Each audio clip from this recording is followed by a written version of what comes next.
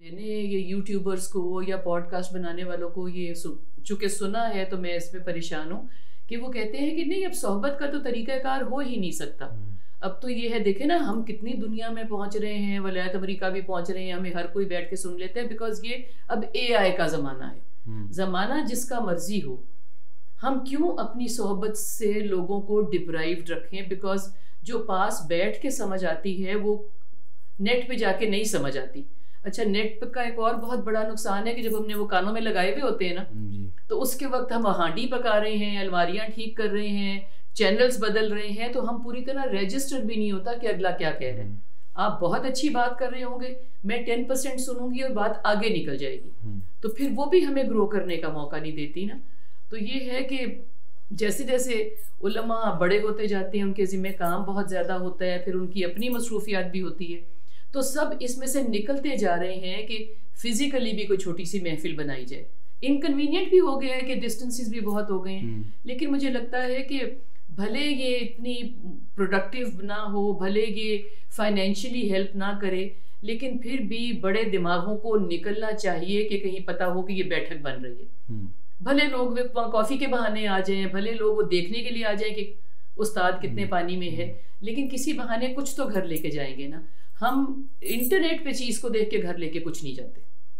دیکھیں وہ some thing is better than nothing کا معاملہ ہے, تو پھر کمپرومائز ہوا نا. ہاں جی, میں یہ کہتا ہوں کہ اللہ تعالیٰ نے اب ہمارے پاس کوئی بہانہ بہرحال نہیں چھوڑا, یعنی کسی نہ کسی لیول پر ہم استفادہ کر سکتے ہیں. یعنی ایک وقت تھا کہ کہیں پر جانا ہے تو بارش ہو رہی ہے, فلاں مسئلہ ہے تو کہ جی وہ نہیں جا سکے, لیکن اب زوم کی سہولت بھی ہے, موبائل کی سہولت بھی ہے, دیگر ذرائع بھی, کم از کم اتنا تو ہے نا کہ ہم اس میں شرکت کسی نہ کسی صورت میں کسی نہ کسی شکل میں ہم کر سکتے ہیں. لیکن یہ نہیں آپ فیل کرتے کہ سب پریشانیوں کے باوجود جو اتنے بڑے ذہن بنتے تھے اب بن رہے ہیں, اس لیول کے بن رہے ہیں, تو آسانی, سب کو آسانی بہت پسند آ گئی ہے نا. نہیں, وہ ذہن تو آج کی اس ٹیکنالوجی سے بھی پہلے کے بننا بند ہو گئے جی. یعنی اس کے تو وجوہات کچھ اور ہیں. ایک تو جو قوم پر اجتماعی زوال طاری ہوتا ہے, اس کے بھی کچھ نتائج ہوتے ہیں کہ جس سے بڑے ذہن پیدا نہیں ہوتے, تیار نہیں ہوتے, سامنے نہیں آتے. کچھ وجوہات ایسی ہوتی ہیں کہ جیسے خود اہل علم اور اہل دانش وہ اپنے آپ کو جس طرح کی سرگرمیوں میں, مصروفیات میں اپنے آپ کو ڈال لیتے ہیں, اس سے بھی بڑے ذہن پیدا نہیں ہوتے. میں عام طور پر اب عمر گزری ہے اس دشت کی سیاحی میں, تو میں دیکھتا ہوں کہ اسلاف میں جو ایک ڈیڈیکیشن تھی اور جس طرح اپنے آپ کو وقف کرنا تھا علم کے ساتھ اور اس کے لیے دن رات لگا, وہ چیز بھی اب ہمارے ہاں دولت کے اور مال اور لالچ اور حرص کی نظر ہو گئے ہیں. یعنی ہم خود اب اہل علم کو, اہل مذہب کو دیکھتے ہیں کہ اب ان کا بھی دن رات جو وظیفہ ہوتا ہے وہ علم نہیں ہوتا. علم اتنا ہے جتنا انہوں نے لوگوں کو سنانا ہے, لوگوں کو بتا دینا ہے بس. اور لوگ کیا ہیں وہ آپ کو پتہ ہے کہ عوام الناس ہے, ان کے پاس کیا اتنا علم ہوتا ہے. جذباتی باتیں ہوں, خطیبانہ گفتگو ہو, وہ ان کو زیادہ اچھی لگتی ہے, مزیدار. وہ جو کہا کرتے ہیں نا کانوں کے عیاش, عطا اللہ شاہ بخاری کہا کرتے تھے کہ بھئی تم لوگ کانوں کے عیاش ہو. تو یہ جو کانوں کی عیاشی ہے یہ ہماری قوم کو راس آتی ہے. تو وہ جو دوسرا کام ہے وہ بہت مشکل ہے اس معاشرے میں کرنا. میں نوجوانوں سے بھی جب بات کرتا ہوں تو میں انہیں ہمیشہ نصیحت کرتا ہوں کہ علم میں اور اپنے درمیان کسی اور چیز کو نہ آنے دو. اگر کوئی اور چیز آئے گی نا, آپ کی طمع, کوئی لالچ, تو پھر وہ علم آپ کے پاس نہیں رہے گا. اب ہم نے ایک دفعہ بات کی تھی امام راغب اصفہانی پر رحمۃ اللہ علیہ پر, یعنی ان کے بارے میں معلوم نہیں ہے کہ وہ معتزلی ہیں یا اشاعرہ میں سے ہیں یا ماتریدیہ میں سے, لیکن بہت بڑے عالم ہیں. مفردات امام راغب آپ جانتی ہیں, اور اس کے علاوہ بڑی ان کی کتابیں ہیں, اور مقدمۃ التفسیر بھی ہے. میں یہ کہہ رہا تھا کہ کاش کچھ لوگ ہوں تو ہم بیٹھ کر یہ پڑھیں. مقدمۃ التفسیر ان کی کتاب ہے. اچھا, آپ کسی بھی شخصیت کو, امام غزالی کو آپ لے لیں, آپ ان کا کام دیکھ لیں, آپ امام رازی کو اٹھا لیں, آپ دیکھیں کہ ان لوگوں نے یہ کیسے کام کر لیا, حالانکہ نہ ایسے کوئی وسائل تھے ان کے پاس کہ جیسے آج ہمارے پاس سب کچھ ہے, تو اتنے بڑے کام کیسے ہو گئے. وہ جو آپ کہہ رہے ہیں نا کہ بڑے دماغ, تو بڑے دماغ تو اس ٹیکنالوجی سے پہلے بھی ہماری صورتحال جو ہے وہ بگڑ چکی تھی, اور جس طریقے سے ہم ہماگیر زوال کا شکار ہوئے ہیں تو اس میں یہ سارے جو پودے ہیں یہ خشک ہو گئے ہیں. امانت صاحب, مجھے یہ فیل ہو رہا ہے کہ جب آپ ایفرٹ نہیں کرتے نا. جیسے وہ کہتے ہیں کہ جب آپ فری چیزیں بانٹتے ہیں تو لوگ اس میں اس کو ویلیو نہیں دیتے. تو جو آپ نے ایفرٹ کرنا ہے کہ میں نے کسی کو ملنے جانا ہے, میں نے کوئی بس کے کرائے کے پیسے جمع کرنے ہیں, مجھے کوئی وقت درکار ہے, مجھے کچھ دن لگ جائیں گے, میں نے پیچھے گھر والوں کے لیے کچھ انتظامات کرنے ہیں, یہ ہماری زندگی میں سے نکل گیا. بیکاز یوں بٹن دبایا تو یوں آپ کا لیکچر سامنے آ گیا. تو مجھے لگتا ہے کہ یہ بھی بہت زیادہ چیز کو ایبزارب نہ ہونے میں مدد کرتا ہے, کہ ہم کہتے ہیں کہ پڑھا ہوا ہے نا, کبھی بھی فارغ ہوں گے تو سن لیں گے. تو وہ ایکسائٹمنٹ, وہ انتظار, وہ کوئی الجھن میری سالو ہو جائے, اب اس میں ہم نہیں پڑھتے. سوال آیا ہے, جواب آ جائے گا, جب بھی آ جائے گا ہم اس کو سن لیں گے. تو پھر مطلب ہے کہ اس کا مطلب میں پھر کے وہیں پہ آتی ہوں واپس. مجھے نا آپ سے ایک اختلاف جی, یعنی 2-4 دن میں ہم اس پہ بات کر رہے ہیں, تو مجھے معذرت سے ایک نقطے پہ مجھے یہ اختلاف ہوتا ہے کہ ہم دوسروں سے توقع جی, یعنی کہ بھئی جو سوال کرنے والا ہے وہ ایسا کیوں نہیں کر لیتا, اپنے آپ کو ہو جاتا. صحیح. اچھا, اصل جو چیز ہوتی ہے نا وہ یہ ہے کہ میں جس جگہ پر ہوں میں کیا دے رہا ہوں. مجھے اصل میں یہ پریشانی ہوتی ہے کہ مجھے اس سے نہیں ہوتی. مثال کے طور پر ہم سب بچوں والے ہیں, تو آپ دیکھیں کہ ہر بچہ مختلف نفسیات کا, مختلف تقاضوں کا, مختلف سوالوں کا ہوتا ہے. تو ہم ایک ماں کی حیثیت سے یا باپ کی حیثیت سے, بڑے کی حیثیت سے, ہم اس کے سوال کو, اس کی ضرورت کو ہم ایڈریس کر رہے ہوتے ہیں. ہم اس کو یہ نہیں کہتے کہ بھئی آپ کو یوں کہنا چاہیے, مانگنا چاہیے, یہ نہیں تو یہ نہیں, یہ ہم نہیں. ہم اس کو بہت اچھے طریقے سے نفسیاتی انداز سے, ورنہ اگر ہم یہ انداز اختیار کریں تو وہ فوری طور پر پھر رد عمل میں آ جاتا ہے. تو مجھے ایسا لگتا ہے کہ شاید میں اپنی جگہ پہ بیٹھ کے یہ چیز سوچتا ہوں کہ آپ سامنے والے کو مت اس طرح جج کریں کہ بھئی یہ کیوں نہیں اس طرح پوچھتا. نہیں, میں جج نہیں کرتی, میں کہتی ہوں, میں سنتی رہتی ہوں نا کہ سوالات آپ کو بھی آتے ہیں, باقی سب کو بھی آتے ہیں, کہ کویسچن آنسر سیشن میں ایک بڑے آدمی کے پاس کوئی بھی پہنچا ہے, بڑی عمر کا پہنچا ہے, چھوٹی عمر کا پہنچا ہے, تو پیچھے کیا ہوم ورک کر کے آیا ہے کہ میرے پاس کیا سوال ہے.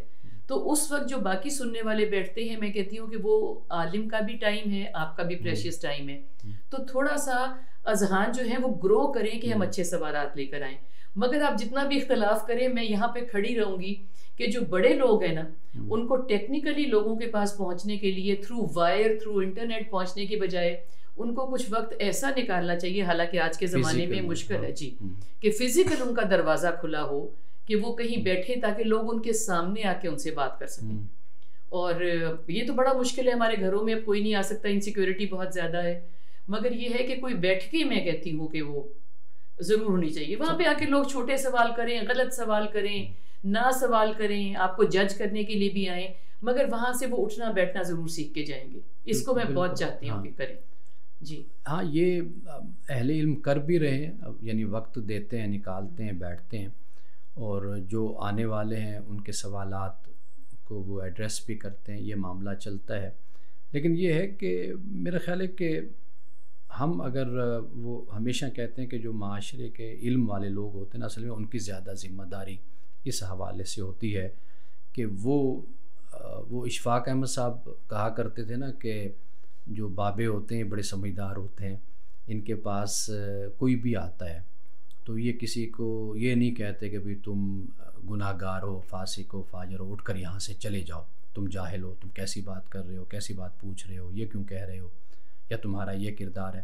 وہ یہ اس کو اپنے ساتھ بٹھاتے ہیں, تو وہ پھر آہستہ آہستہ اس پر اپنا رنگ چڑھاتے ہیں. وہ شخص کے جو ایک وقت ہوتا ہے کہ کسی خاص بیماری کا, برائی کا شکار ہوتا ہے, وہ پھر اس برائی سے توبہ کر لیتا ہے. جو نماز نہیں پڑھتا پھر اس کی تہجد قضا نہیں ہوتی, تو اس مقام تک اس کو پہنچا دیتے ہیں. تو میرا خیال ہے کہ اگر ہم اس فکر کے ساتھ, سوچ کے ساتھ, جو آپ کے پاس آیا, اگر آپ نے اس کے سوال کو بہت مناسب طریقے سے ایڈریس کیا, اس کی انا کو ٹھیس نہیں پہنچائی, اس کو کچھ نہیں کہا, جاہل نہیں کہا اور یہ نہیں کہا, وہ اچھے طریقے سے ایڈریس کر دیا, میں یقین سے کہتا ہوں کہ وہ ضرور جا کر یہ سوچے گا کہ یار اس بندے نے کتنے اچھے طریقے سے مجھے جواب دیا اور مجھے سمجھایا اور میری انا کو ٹھیس نہیں پہنچائی, رسپیکٹ کی میری.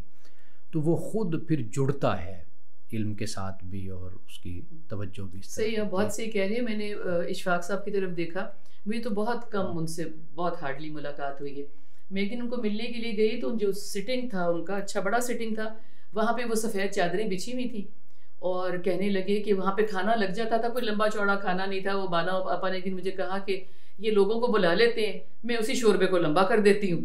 تو ایک لڑکی بیٹھ کے وہ روٹیاں پکاتی رہتی ہے اور وہاں پہ تو میں یہ کہتی ہوں کہ وہاں سے لوگ کچھ بھی اگر فرض کریں کھانے کی لالچ میں بھی گئے ہیں تو کچھ تو سیکھ کے آئے ہوں گے نا. بالکل ایسے. تو میں بہت کہتی ہوں, میں بینگ اے فیمیل میں بہت چاہتی ہوں کہ میرے بھی جو تھوڑا بہت مجھے سمجھ میں آتی ہے, لوگ میرے سے بھی جڑتے ہیں, کہ گھر کا دروازہ کھلا ہو اور لوگ آتے رہیں, بھلے اسی لالچ میں آئیں کہ اس کمرے میں ہیٹر چلا ہوا ہے یا اے سی چلا ہوا ہے تو وہاں 2 گھنٹے بیٹھ جائیں گے. تو میں بھی بہت, مجھے لوگوں کو, آپ کو پتہ ہے مجھے ملنے کا شوق ہے, میں لوگوں کی طرف جاتی بھی ہوں, مگر بڑے لوگوں کے دروازے ایسے کھلے ہوئے نہیں ہیں. اچھا, واقعات کئی دفعہ ہم اس پر بحث کر سکتے ہیں کہ سچے یا نہیں ہیں. جیسے حضرت بابا فرید کے بارے میں آتا ہے, ان کو کن شکر کہا جاتا ہے, تو وہ ان کی والدہ چینی رکھ دیا کرتی تھی نماز کے لیے. یعنی ایک رغبت کا انداز یہ تھا. ہم جب آخری جگہ پر کھڑے ہو جاتے ہیں نا جا کر, جب کہ ہمیں اس کے ساتھ ایک بچے کی طرح ہی چلنا چاہیے, اس کی نفسیات, اس کی سوچ, یہ رویہ بھی ہمارے ہاں نہیں ہوتا. جو سفر ہم 30 سال میں طے کر کے آئے ہوتے ہیں نا, 40 سال میں, وہ ہم چاہتے ہیں کہ جو اب یہ شخص آیا نا, یہ 3 منٹ میں وہ سفر طے کر کے ہمارے وہاں پر پہنچ جائے. صحیح کہہ رہے. تو اور یہ چیز رسول اللہ کی سنت کے بھی خلاف ہے. اگر ہم سیرت کا بھی مطالعہ کرتے ہیں تو ہمیں ایسے ہی ملتا ہے. آپ سے کسی نے سوال کیا, آپ نے اس کا بڑے اچھے طریقے سے اس کا ایڈریس اس کو کیا اور اس کا جواب دیا. یہاں تک کہ کوئی بدو ہے, عرابی ہے, بدتمیزی بھی کرنے والا ہے, تو پھر بھی آپ نے ایسا کچھ نہیں فرمایا, آپ نے برداشت کیا. فوری تو دیکھیں نا, کوئی بھی چیز سمجھ میں نہیں آتی. وہ میں پہلے کسی کو کہہ رہی تھی کہ ہمیں کیوں پتہ نہیں لگتا, جو کہ اب رائج ہو گیا ریہیبلیٹیشن سینٹر, کہ آپ کے اندر سے آہستہ آہستہ چیزیں نکلتی ہیں, پھر آہستہ آہستہ چیزیں آتی ہیں. تو یہ سمجھنا کہ کوئی آپ کے پاس آئے گا اور فوراً ہی چینج ہو جائے گا, یا کوئی آپ کے پاس آئے گا تو سال بعد چینج ہو جائے گا, اٹ ٹیکس ٹائم. لیکن ہم بیٹھنے کا کسی کو موقع دیں تو میں تو کئی دفعہ کہتی ہوں کہ فرض کریں کوئی آپ کی شکل دیکھنے آنا چاہتا ہے, کوئی کہتا ہے جی میں سیلفی بنا لوں, کوئی کہتا ہے میں آپ کے ساتھ تصویر کھنچوا لوں. تو مجھے لگتا ہے کہ یہ بھی جو قربت ہے نا, یہ آہستہ آہستہ آپ کہیں گے ہاں بھی بنا لو, تو وہ کہے گا کہ آرام سے دیکھو, ان کو تو کوئی پتہ ہی نہیں کہ میں بڑا آدمی ہوں اور میرے پاس یہ انہوں نے مجھے ٹائم دیا ہے. That also brings people close to you.